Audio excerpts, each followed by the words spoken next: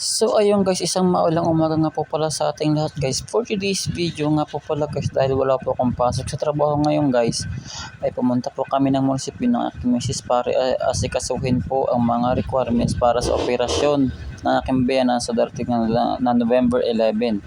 Kaya po ayun guys, kung nakikita nyo, naka-jacket po ako, gawa ng nilalamig po ako, yung gawa ng basang-basa po ako ng ulan at ang lakas po ng ulan dito sa amin sa Calamba, Laguna guys. Ayun. Kaya po nasikaso po namin ang mga papeles na aking biyanan para sa kanyang operasyon, gawa ng sobrang laki po talaga ng bayarin sa kanyang operasyon dahil malabo na po talaga yung kanyang mata at nangangamba rin po kami kasi baka balang araw ay mabulag po siya. Kaya ngayon pa lang po nasikaso na po namin ang kanyang operasyon para po hindi na po kayo mahirapan. Ang problema pagdating namin doon ay sarado.